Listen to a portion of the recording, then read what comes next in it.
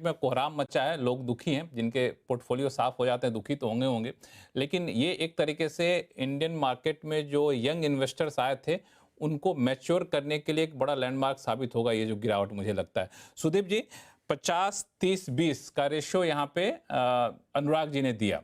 तो मैं जो सवाल उनसे पूछा था उसका एक सवाल हिस्सा और आपके पास लेके आऊँगा कि जिन लोगों ने अभी ज़्यादा कर रखा होगा स्मॉल कैप में, मिड कैप में, तो बेच दें मिड कैप, स्मॉल कैप और चले जाएँ लार्ज कैप की तरफ और अपने रीबैलेंसिंग करके इसी 50-30-20 पे आ जाएँ? मैं ये ज़रूर कहूँगा कि रीबैलेंसिंग का टाइम अभी नहीं है। मार्केट इतना नीचे गिरा है, अभी नहीं है। अभी नहीं हाँ, है, बिल्कुल नहीं। थोड़ा थोड़ा इंतज़ार करिए, मार्केट में थोड़ा हुँ, रिकवरी आने दीजिए, फिर समय देख के अपने एडवाइज़र को कंसल्ट करके आप रीबैलेंसिंग ज़रूर करिए। अच्छा। पर यहाँ पे लक्ष्मण जी एक हुँ, सबसे बड़ी बात है कि आपका प्रोफ़ाइल क्या है? आप एग्रेसिव इन्वेस्टर हैं, आपका एज ग्रुप क्या है? वो सब नज़र में रखना पड़ेगा। अगर आप एक हुँ, 25-30 साल के इन्वेस्टर हैं, तो शायद आपके लिए हुँ, अग्रेसिव पोर्टफोलियो बनाना सही है। पर अगर आप एक मिडल हुँ, एज्ड है या थोड़ा ज़्यादा उम्र के आदमी हैं, तो शायद आपको सोच समझ के पोर्टफोलियो बनाना चाहिए। तो पोर्टफोलियो इज़ अ वेरी जो जो risk profile of a portfolio is very individual driven. उनका उनका जो इकोनॉमिक कंडीशन है, उनका जो एज है, वो सब नज़र में रखते हुए बनाना पड़ता है। हुँ, तीसरा बात हुँ, मैं यहाँ पे कहूँगा कि हर निवेशक, अनुराग जी ने बिल्कुल सही कहा है कि 50-30-20 ऐसे ही एलोकेशन ब्रॉडली होना चाहिए।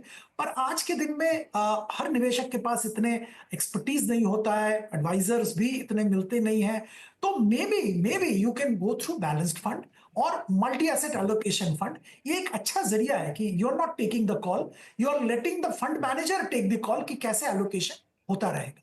इस पे जरूर ध्यान हुँ, देना चाहिए। और मैं आपको ये कह रहा हूं हुँ, कि मैंने करीब पिछले 10 साल से बैलेंस्ड फंड में निवेश करने का सलाह नॉन एग्रेसिव इन्वेस्टर को दिया है, बहुत सारे ट्रस्ट्स को हुँ, दिए हुए हैं और अच्छा नतीजा निकला है उनका। हुँ। तो ये आप थोड़ा-सा अगर इसको और स्पेसिफ़ाई कर सकें या ऑथेंटिकेट कर सकें, जो आप मल्टी लोकेशन फंड की बात आप कर रहे हैं, तो ये फंड होता क्या है और इस गिरावट में इस फंड ने किस तरह का रिटर्न दिया? अगर कंपेयर करें हम एग्रेसिव इन्वेस्टर से तो? ये मल्टी एसेट एलोकेशन फंड तो एक नया टर्म आ गया है, जिसमें ये हाँ, पहले हाँ। इतना ज्यादा नहीं था। बैलेंस्ड फंड हाँ, हाँ। बहुत पहले से चल रहा है। मेरे को एग्जैक्ट तो साल नहीं याद होगा, फिरोज या अनुराग बता पाएंगे। 10-15 साल से चल हुँ, रहा है बैलेंस्ड फंड। और बैलेंस्ड फंड ले हाँ। पिछला 10 साल अगर आप लेंगे, लगभग 15 से 18% के बीच में रिटर्न दिया है। मैं पिछला 10 दिन की बात अच्छा। नहीं कर रहा हूं, ऑन एन एवरेज दिया है। और एक ये जो एक stable steady risk averse investor है, इनके लिए बहुत फायदेमंद स्थापित हुआ है। हुँ, हुँ। तो बैलेंस्ड फंड आपके हिसाब से लगता है कि एक मतलब बहुत रिस्क वगैरह नहीं लेना चाहते हैं, इस तरह की गिरावट में अगर अपने बीपी नहीं बढ़ाना चाहते हैं, तो ये एक आपके पास एक रास्ता है। फिरोज़ अज़ीज़ साहब, आपने आपने एक बड़ी अच्छी बात कही कि चूँकि मैं उसको लेके थोड़ा-सा काफ़ी रिसर्च करने की कोशिश किया, जितनी भी छोटी-सी बुद्धि उससे, कि स्मॉल कैप को, मिड कैप को हम लोग इतना ज़्यादा विलेन बना के रखे हुए हैं पिछले कई महीनों से। तो ऐसा है कि सारे विलेन ही विलेन होते हैं कि नहीं, वहाँ भी कुछ तो हीरो होते होंगे। तो आपने कोई कई सारे एग्ज़ाम्पल दिए थे। अगर एक आम निवेशक इसको अपने हिसाब से थोड़ा-सा देखना चाहे, तो कैसे सेलेक्ट करे कि ये ठीक है जी, स्मॉल कैप है लेकिन ठीक-ठाक है, इसमें हम लोग पैसा लगा सकते हैं? क्या पैमाना होना चाहिए?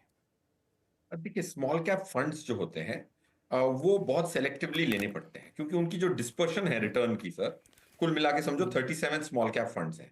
वो बेस्ट और वर्स्ट में 30-40% का अंतर होता है हर साल। लास्ट 25 साल की बात कर रहा हूं। वो स्मॉल कैप फंडों में इतना अंतर है।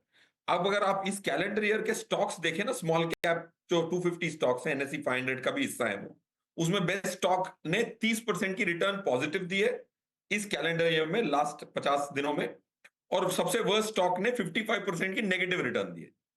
ये सब स्मॉल कैप है। सो वैसे ही अगर स्टॉक लेवल पे 2 महीने में डिस्पर्शन इतना है, 80% 85% का डिफरेंस है, तो फंड लेवल पे भी 30% है। तो आपका जो प्रश्न है लक्ष्मण सर, आपकी जो नसीब है या फिर आपकी जो पोर्टफोलियो की दशा है या और दिशा है, दोनों आपके फंड चॉइस पे निर्भर कर सकती है। तो इन्वेस्ट को स्मॉल कैप हुँ, जैसे हमने चूज किया था, इसीलिए चूज किया था हुँ, कि वो छोटा फंड, बड़े फंडों में हुँ, तब्दीली करना बड़ी कठिन होता है। But Chirag um, Setalvad on the other hand एक एचडीएफसी हुँ, स्मॉल कैप चलाते हैं। वो हुँ, काफी बड़ा फंड है, one of the largest small cap fund. But Chirag Setalvad ने हुँ, दर्शाया कि मैं बहुत एजाइल हूं, बहुत तब्दीलियां कर सकता हूं। सो क्या आधार पे चूज करें? वन, अगर उस कंपनी का सीआईओ मैनेज कर रहा है, जैसे दोनों में ताहिर बादशाह और चिराग सेतलवाड़ दोनों ही सीआईओ हैं, वो मैनेज कर रहे हैं, चीफ इन्वेस्टमेंट ऑफिसर का small cap fund is the safest fund. One. Second, अगर आप एक छोटी एमसी में है, इन्वेस्ट कोई इतनी बड़ी एमसी नहीं है, तो फंड काफी छोटा होना चाहिए, 3,000-4,000 करोड़ का होना चाहिए, 3,000-4,000 करोड़ का, ताकि एक स्टॉक 40 करोड़ का हो, 30 करोड़ का हो, बेचना हो तो एक इंसान बेच पाए। And Chirag Setalvad is largest equity AMC is HDFC. तो ये इस आधार पे, सो दो criteria, if a CIO is managing a small cap fund, थोड़ी सांत्वना मिलती है, बड़ी एसेट मैनेजमेंट कंपनी का हो तो सांत्वना मिलती है। तीसरा, अगर फंड मैनेजर चेंज नहीं हुआ हो, जैसे 20-20 साल से चिराग सेतलवाड़ वही फंड मैनेज करे जा रहे हैं, तो फंड मैनेजर स्टेबिलिटी। और एचडीएफसी वैल्यू फिलॉसफी पे है, मतलब वो सस्ती कंपनियां खरीदती है, महंगे दौर में भी सस्ती कंपनियों की ढूंढने का प्रयास करती है। सो ऐसा, तो आप अगर स्मॉल कैप खरीद रहे हैं, आप 250 की एसआईपी भी चालू हो गई, तो काफी सारे करें। 1,000 रुपए की एसआईपी के बदले 250 की 4 करना, जब सब एएमसी स्टार्ट करते हैं। तो diversification, CIO, large AMC, different style could be some criteria. चलिए, तो ये सारे क्राइटेरिया होना चाहिए, लेकिन बड़ा दिलचस्प चर्चा आप लोगों से चल रही है, लेकिन वक्त है छोटे से ब्रेक का। ब्रेक के बाद जल्द लौटते हैं, तो फिर आप लोगों से ये पूछेंगे कि अब कई लोग, जो लोग कोविड वाली गाड़ी छोड़ दिए थे, वो लोग पैसे लेके बैठे हुए हैं। पैसा आप शुरू कर दें गाड़ी पकड़ना, कि रुक जाए थोड़ा सा और, क्योंकि ये तो कोई बता नहीं पा रहा है कि मार्केट कहाँ जाके रुकेगा। तो इस पर हम लोग चर्चा करेंगे छोटे से ब्रेक के बाद, जल्द लौटते हैं, कहीं जाइएगा नहीं।